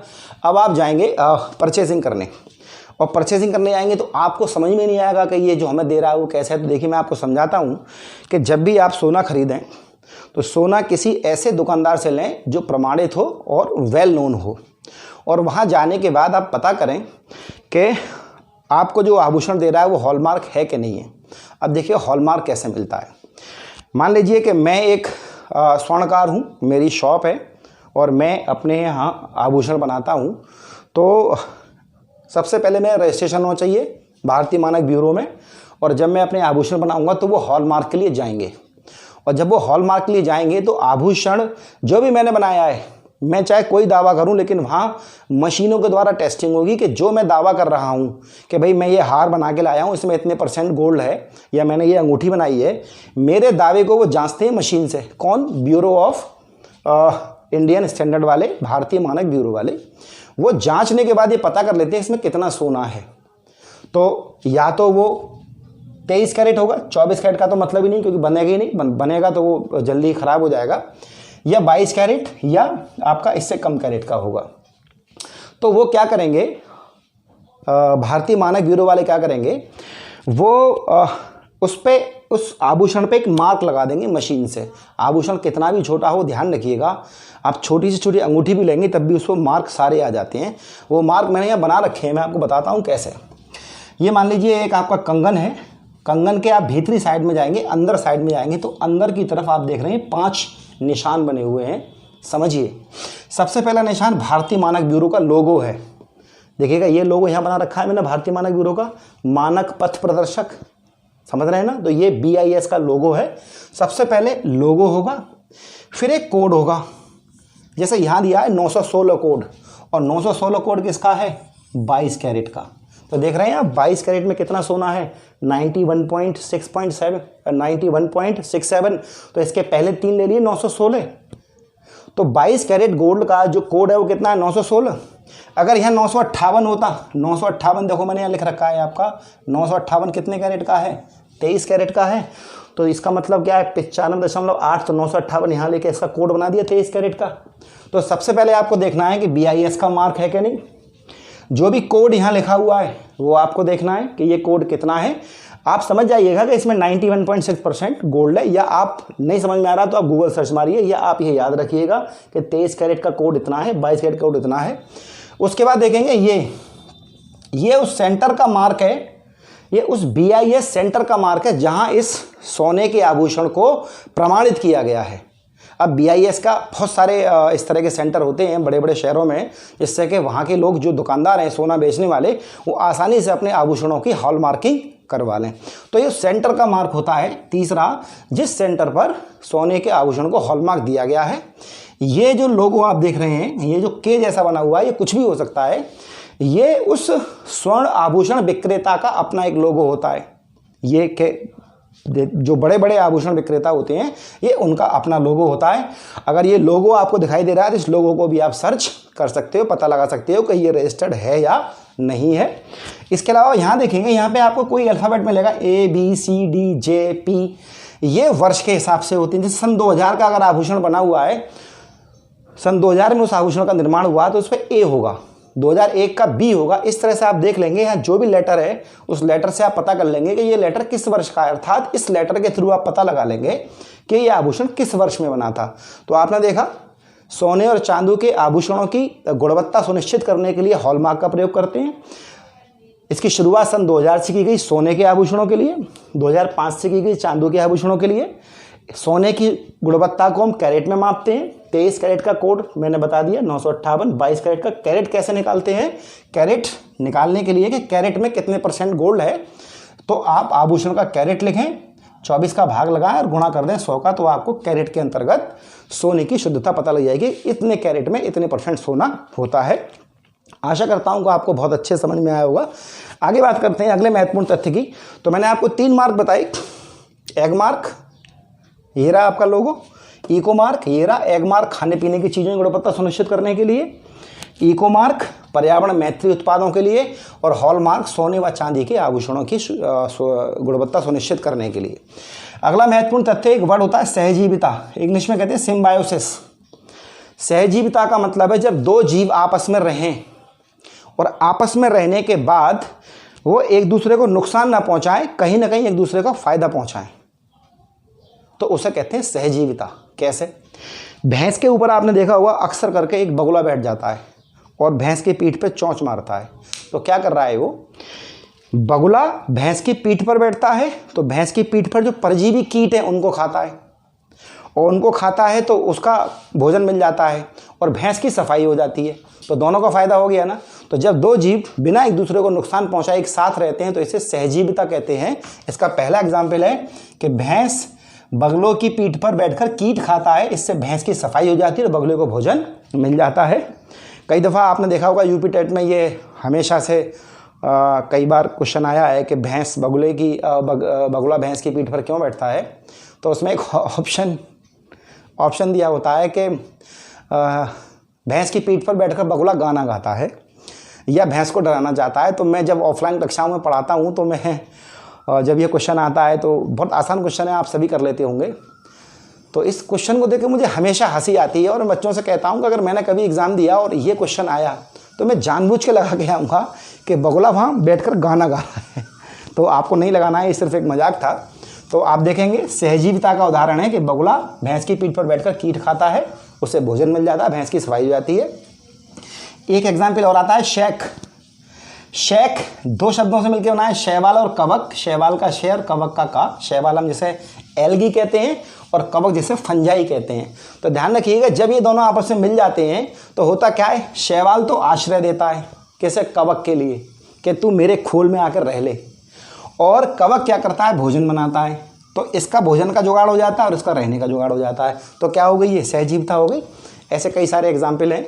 चूँकि सी-टेट, यूपी-टेट और वनडे एग्ज़ाम के अकॉर्डिंग यही एग्जाम्पल आते हैं। जब मैं बड़ी परीक्षाओं के लिए, जैसे आपका बीओ का एग्ज़ाम आने वाला है या आप लोअर पीसीएस इत्यादि दें या और कोई अच्छा एग्ज़ाम दें, उसके लिए पर्यावरण अध्ययन की कक्षाएं और मैं चलाऊंगा जो बहुत डिटेल में और कोर उसमें ईवीएस होगा, बहुत कोर पार्ट होंगे, बहुत जटिल शब्दावली होगी। तब हम इसके अन्य एग्जाम्पल्स की बात करेंगे, ठीक है ना। आगे देखते हैं। अगला आपका महत्वपूर्ण फैक्ट है, केंचुए को किसान का मित्र कहा जाता है, आप सब जानते हैं। और केंचुआ क्या करता है, मिट्टी की उर्वरक शक्ति बढ़ा देता है। आपने सुना होगा वर्मी कंपोस्ट। और वर्मी कंपोस्ट क्या होता है, केंचुओं द्वारा निर्मित एक खाद होती है जो बहुत ही बढ़िया काम करती है। और आज की डेट में आपने देखा होगा कि लोग ज़्यादातर ऐसी अनाज इत्यादि को पसंद करते हैं जो ऐसी खाद से बना हो जो जैविक खाद हो। जैविक खाद का बहुत आजकल प्रचलन चल रहा है और कई जगह केंचुए की खाद का बहुत ट्रेनिंग सेंटर भी खुले हुए हैं जो लोगों को सिखाते हैं, किसानों को केंचुए द्वारा खाद कैसे बनाई जाए। आपने सुना होगा बैंक्स के कुछ ट्रेनिंग सेंटर होते हैं, जैसे आपने सुना होगा Canara Bank, State Bank of India, इन सभी के अपने अपने ट्रेनिंग सेंटर होते हैं जिन्हें हम कहते हैं RSETI, rural self employment training institute. RSETI, rural self employment training institute, ग्रामीण स्वरोजगार प्रशिक्षण संस्थान। तो बैंक्स क्या करती हैं कि अपने कुछ सेंटर्स खोलती हैं जहां गांव के लोगों को, शहर के लोगों को फ्री ऑफ कॉस्ट बहुत सारी ट्रेनिंग कराई जाती है। तो ऐसा ही एक सेंटर मेरे शहर में है जहां मैंने 1-2 साल अध्यापन किया है। तो मैं वहां हालांकि IT कक्षाएं लिया करता था, कंप्यूटर साइंस और नेटवर्किंग इत्यादि और हार्डवेयर वगैरह पढ़ाया करता था। तो मैंने वहाँ देखा था कि वहाँ अलग से किसानों के लिए कक्षाएं चलती थी जिसमें वर्मी कंपोस्ट बनाना सिखाते थे। तो केंचुआ बहुत ही इंपॉर्टेंट रोल प्ले करता है, किसान का मित्र कहा जाता है, मिट्टी की उर्वरक शक्ति में वृद्धि कर देता है। देखिएगा, कृत्रिम वर्षा की बात करते हैं, आर्टिफिशियल रेन की बात करते हैं। देखिए वर्षा कैसे होती है, गर्मी पड़ी, समुद्र इत्यादि का जल भाप बन के ऊपर उड़ा बाष्पीकरण के थ्रू, और ऊपर जाने के बाद जब थोड़ा ठंडा हुआ, क्योंकि जब हम ऊपर जाते हैं पृथ्वी से तो टेम्परेचर क्या होता है, डाउन होता जाता है, और टेम्परेचर जब डाउन होता है तो वो वाष्पीकरण जो के द्वारा जो भाप जो जलवाष्प है आपकी, जो एक तरह से पानी का जो गैसीय रूप है, वो क्या होता है, ठंडा हो जाता है। उसे कहते हैं संघनन, कंडेंसेशन हो जाता है, अर्थात पानी भाप बन के ऊपर उड़ा, ऊपर जाकर ठंडा हुआ, और ठंडा होने के बाद बूंदों के रूप में नीचे आ जाता है। तो ये होती है आपकी नेचुरल रेन होती है, सामान्य वर्षा होती है। लेकिन जब किसी इलाके में बारिश ना हो, जैसे आपने देखा हो बुंदेलखंड का इलाका, बुंदेलखंड आपने देखा होगा उत्तर प्रदेश के बिल्कुल पूर्वी भाग में है, नीचे एमपी की ओर है, जिसमें यूपी के 7 जिले आते हैं। यूपी और एमपी दोनों का एरिया है, यानी कि बुंदेलखंड ऐसा क्षेत्र है जिसमें कुछ जिले यूपी के आते हैं, कुछ जिले एमपी के आते हैं। इसको डिस्कस करेंगे हम यूपी स्पेशल कक्षाओं में। तो बुंदेलखंड में कई बार ये कोशिश की गई है, क्योंकि बुंदेलखंड की भौगोलिक स्थिति इस प्रकार की है कि वहाँ बारिश होती नहीं है, क्योंकि जब भी बंगाल की खाड़ी से उठने वाली हवाएं बारिश करने आती हैं तो कोरियोलिसिस बल के वजह से वो राइट हैंड पे मुड़ जाती हैं, इसलिए वहाँ बारिश नहीं हो पाती। ये भी हम चर्चा करेंगे अपने भूगोल वाले अध्ययन में। तो आप समझिए कृत्रिम वर्षा, तो बुंदेलखंड के रीजन में कई बार कृत्रिम वर्षा कराने की कोशिश की गई है, लेकिन ये बहुत महंगा प्रोसेस होता है और इसीलिए बहुत ज़्यादा सक्सेसफुल नहीं है। लेकिन कई दफ़ा पर्यावरण की कक्षाओं में ये पूछा जाता है कि कृत्रिम वर्षा के लिए कौन से केमिकल का यूज़ करते हैं। तो केमिकल का नाम है सिल्वर आयोडाइड, जिसका फार्मूला AgI, और सिल्वर आयोडाइड के साथ शुष्क बर्फ, यानी कि ठोस कार्बन डाइऑक्साइड को शुष्क बर्फ भी कहते हैं, ध्यान रखिएगा, ठोस कार्बन डाइऑक्साइड को शुष्क बर्फ भी कहा जाता है। तो कृत्रिम वर्षा के लिए मेघ बीजन के लिए, मेघ बीजन इंग्लिश में कहते हैं क्लाउड सीडिंग, अर्थात एक विमान जाता है, टैंकर विमान होता है, यानी कि विमान के पिछले हिस्से में टैंकर होते हैं, उसमें ये रसायन सब लिक्विड के रूप में घुले हुए होते हैं। जब वो विमान एक सर्टेन ऊंचाई पर पहुंचता है क्षोमंडल में, तो वो क्या करता है कि अपने फव्वारों के थ्रू बहुत सारा ये लिक्विड वहाँ हवा में फैला देता है, और ये लिक्विड क्या करते हैं, बादलों का निर्माण करते हैं और वहाँ बारिश कराते हैं। तो ध्यान रखिएगा, जब वो बादलों को बनाया जाता है, इसे हम क्या कहते हैं, क्लाउड सीडिंग कहते हैं या मेघ बीजन कहते हैं, ठीक है ना। तो कृत्रिम वर्षा के लिए, मेघ बीजन के लिए अर्थात क्लाउड सीडिंग के लिए सिल्वर आयोडाइड नामक केमिकल का यूज़ किया जाता है, और इसके साथ साथ शुष्क बर्फ का भी प्रयोग किया जाता है, ठीक है ना।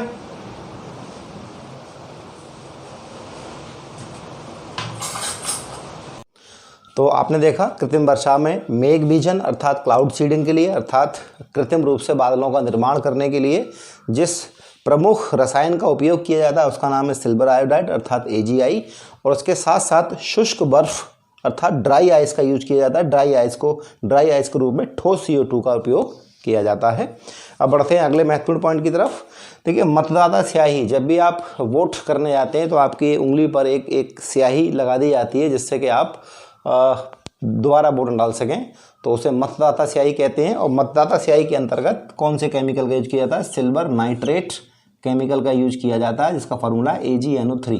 तो ध्यान रखिएगा, कई बार परीक्षाओं में पूछा गया है कि मतदाता स्याही में कि कौन सा केमिकल होता है, तो सिल्वर नाइट्रेट होता है, और जिसका फार्मूला AgNO3। अगला महत्वपूर्ण पॉइंट है, गिद्ध को प्रकृति का मेहतर कहा जाता है। मेहतर अर्थात सफाई कर्मी कहा जाता है, इंग्लिश में इसको स्कैवेंजर कहते हैं। गिद्ध को प्रकृति का सफाई कर्मी इसलिए कहा जाता है कि आप देखेंगे वनों में जो छोटे बड़े जंतु मर जाते हैं, उनके शरीर का भक्षण कर गिद्ध क्या करता है, प्रकृति की सफाई करता है एक तरह से। क्योंकि अगर वनों में और जंगलों में अगर जीव जंतुओं के शरीर मरने के बाद ऐसे ही पड़े रहेंगे तो बीमारी फैल जाएगी, और बहुत बड़े स्तर पर वहाँ के जो जंतु होंगे वो उससे प्रभावित होंगे। तो गिद्ध क्या करता है, उस तरह की डेड बॉडीज़ को खाकर समाप्त कर देता है और उस एरिया की सफाई कर देता है। इसीलिए गिद्ध को प्रकृति का मेहतर या स्कैवेंजर कहा जाता है, ध्यान रखिएगा। और गिद्ध के संबंध में हम पढ़ेंगे आगे जब चर्चा करेंगे पर्यावरण संरक्षण की, कि भारत में किस बारे गिद्ध पाए जाते हैं और गिद्धों की प्रजाति पर खतरा है और गिद्ध संरक्षण परियोजना चलाई जा रही है और क्या उसके अंतर्गत और पॉइंट्स हैं, तो हम आगे के अध्याय में बात करेंगे गिद्धों के बारे में। तो आपने देखा गिद्ध को प्रकृति का मेहतर कहा जाता है। आगे देखेंगे, ध्यान रखिएगा, पर्यावरण मंत्रालय ने क्या किया था 1992 में, पर्यावरण के संरक्षण के लिए। भारत सरकार के पर्यावरण मंत्रालय ने 1992 में पर्यावरण संरक्षण के संबंध में लोगों को जागरूक करने के लिए 3R कॉन्सेप्ट दिया, यानी कि लोगों में पर्यावरण के प्रति जागरूकता आए और वो अपनी उन गतिविधियों को नियंत्रित करें जो पर्यावरण के अनुकूल नहीं है, पर्यावरण के विपरीत हैं, पर्यावरण के प्रतिकूल हैं। तो इस अवधारणा के तहत पर्यावरण मंत्रालय ने 3R कॉन्सेप्ट दिया, जिसमें आपको पता होना चाहिए 3R में पहले R का मतलब है रिड्यूस, अर्थात ऐसे उत्पादों का प्रयोग कम किया जाए जो उत्पाद पर्यावरण के लिए हानिकारक हैं। दूसरा रिसाइकिल, आपका कोई उत्पाद है उसको जो उत्पाद पर्यावरण के लिए हानिकारक है उसको आप बार बार रिसाइकिल करें। ऐसा ना होगा आप एक बार यूज़ करें उसको फेंक दें। जैसे मान लीजिए पॉलीथिन है, पॉलीथिन आप यूज़ करते हैं तो उसे बार बार ऐसा ना करें आपने एक बार यूज़ की और फेंक दी, उसको रख लें ठीक से, या उसको आप वापस कर दें ऐसी जगह जहाँ से दोबारा वो पॉलीथिन बन जाए। आप ऐसा ना करें कि आप यूज़ कर लें उसको फेंक दें, और फेंकने पे क्या होता है कि पॉलीथिन कूड़े के रूप में नालियों वगैरह को बंद कर देती है, या अगर मिट्टी में भी पॉलीथिन जम जाती है मिट्टी के नीचे तो बारिश का पानी अंदर नहीं जा पाता, तो पॉलीथिन से बहुत नुकसान होते हैं। आवारा पशु उन्हें खा जाते हैं तो बीमार हो जाते हैं, नालियाँ इत्यादि चौक हो जाती हैं, या बहुत बड़े जगह पे अगर कूड़ा पड़ने लगे उसमें बहुत सारी पॉलीथिन हो तो बारिश का पानी भी ज़मीन के अंदर नहीं जा पाता, तो पॉलीथिन के बहुत नुकसान हो जाते हैं। तो सबसे पहला काम 3R के अंतर्गत रिड्यूस का मतलब है कम करना, और कम करने का मतलब है कि ऐसे उत्पादों का प्रयोग कम किया जाए जो पर्यावरण के लिए हानिकारक हैं। दूसरा R का मतलब है रिसाइकिल, अर्थात जो आपने इसको हिंदी में कहते हैं पुनः चक्रण। रिड्यूस को कह रहे थे हम कम करना, यानी कि पर्यावरण मैत्री उत्पाद अगर नहीं है तो उसका उपयोग कम से कम किया जाए। रिसाइकिल पुनः चक्रण, इसका मतलब है कि जो उत्पाद पर्यावरण मैत्री नहीं है उनको बार बार रिसाइकिल किया जाए, ऐसा ना हो कि उनको एक बार यूज़ करके फेंक दिया जाए तो वो पर्यावरण के लिए एक बहुत बड़े खतरे के रूप में सामने ना आ जाए। तीसरा रीयूज़ है कि आपका कोई भी अगर पर्यावरण अमैत्री उत्पाद है, अर्थात ऐसा उत्पाद जो पर्यावरण के लिए ठीक नहीं है, पर्यावरण मैत्री नहीं है, तो आप उसका बार बार यूज़ करिए। तो मैंने आपको पॉलीथिन का एग्जाम्पल दिया कि पॉलीथिन अगर आप यूज़ करते हैं तो उसको कई बार यूज़ करें जिससे कि पर्यावरण में कम से कम प्रदूषण हो। तो पर्यावरण मंत्रालय ने 1992 में शुरू किया था 3R कॉन्सेप्ट। पहला R रिड्यूस कम करना, दूसरा रिसाइकिल पुनः चक्रण, और रीयूज़ उसको पुनः यूज़ करना। तो आपको याद रखिएगा 3R के बारे में। अगले पॉइंट की बात करें, पॉइंट 10 की बात करें, ध्यान रखिएगा पर्यावरण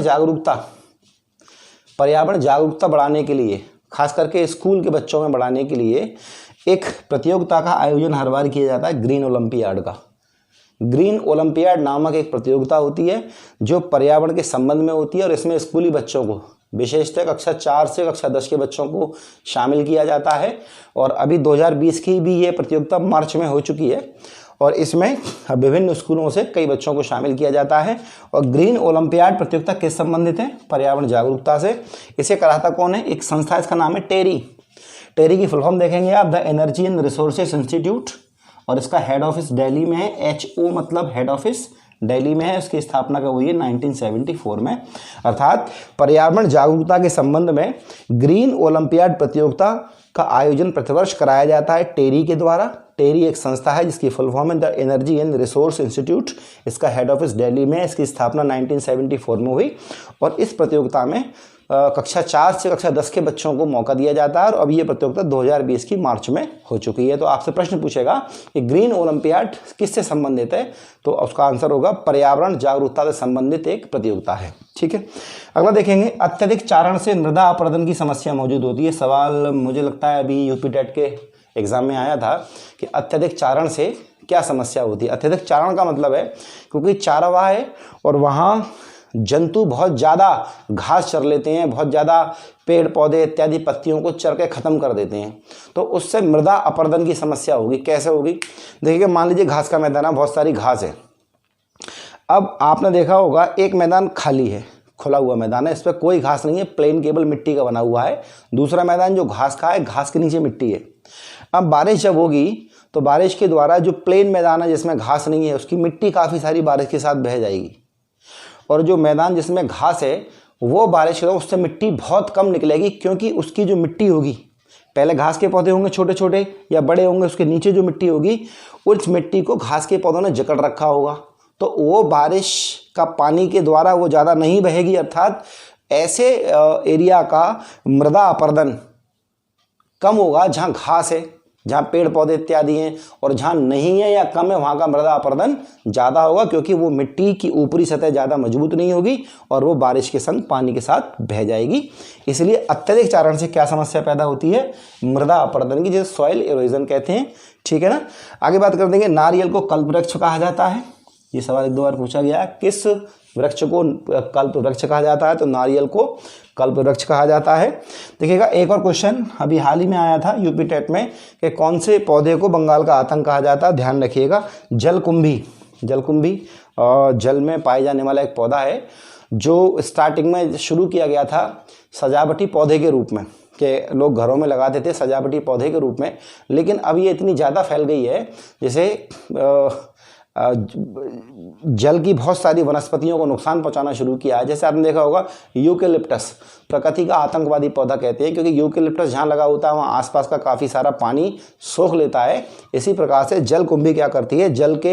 जल में बहुत सारे पेड़ पौधों और जीव जंतुओं पर प्रतिकूल प्रभाव डालती है, और बंगाल में ये बहुत ज़्यादा है, और बंगाल में ये एक समस्या है। तो इसीलिए जलकुंभी को क्या कहा जाता है? बंगाल का आतंक कहा जाता है, जो प्रारंभ में एक प्रकार की सजावटी पौधे के रूप में लाई गई थी। अगला आपका पॉइंट है, सबसे प्राचीन अनाज कौन सा है? जौ है। सबसे प्राचीन अनाज जौ है। लैंठाना, लैंठाना एक वनस्पति है जो यूपी और एमपी के वनों को बर्बाद कर रही है। ध्यान रखिएगा, लैंठाना एक वनस्पति का प्रकार होता है जो क्या करता है, और वनस्पतियों के लिए पोषक तत्वों की कमी कर देता है और नुकसान पहुंचाता है। तो लैंठाना यूपी और एमपी के वनों को बर्बाद कर रहा है। तो आपने इतने सारे फैक्ट देखे। इसके अलावा हमने खाद्य श्रृंखला की बात की, फूड चेन, फूड वेब, खाद्य श्रृंखला, ऊर्जा और भोजन संबंधी आवश्यकताओं को पूरा करने के लिए किसी भी पारतंत्र के जीवों के मध्य एक संबंध होता है, जैसे हम खाद्य श्रृंखला कहते हैं। और एक पारतंत्र में एक से ज़्यादा खाद्य श्रृंखलाएं होती हैं जो आपस में कनेक्ट होती हैं, उन्हें हम खाद्य जाल कहते हैं। तो मैं समझता हूँ आपको ये पूरा अध्याय समझ में आया होगा। इस अध्याय के नोट्स पाने के लिए आप मेरे YouTube चैनल के नंबर पे आप मुझे मैसेज करें। नंबर मैं लिख देता हूँ आपका 8218598170। इस नंबर पे आप मुझे मैसेज करें। मैसेज करने के बाद आप मुझे 598170 आप इस पे मैसेज करें मुझे और लिख दें EVS चैप्टर 2 नोट्स। और अगर वीडियो आपको अच्छा लगा हो तो अपना सुझाव या कोई आपकी राय हो आप कमेंट बॉक्स में अवश्य मुझे बताएं। इसके अलावा चैनल पर नए हैं तो सब्सक्राइब कर लें, और किसी अध्ययन ग्रुप से जुड़े हैं तो इसको शेयर कर दें। अपना कमेंट अवश्य करें और कमेंट में बिल्कुल अपनी सही राय दें। अगर आपको लगता है कि कुछ कमी रह गई है तो मुझे अवश्य बताएं, ताकि मैं अगले वीडियो में वो कमी पूरी कर सकूं। और आपके कमेंट्स मुझे प्रेरणा देते हैं। ठीक है, थैंक यू।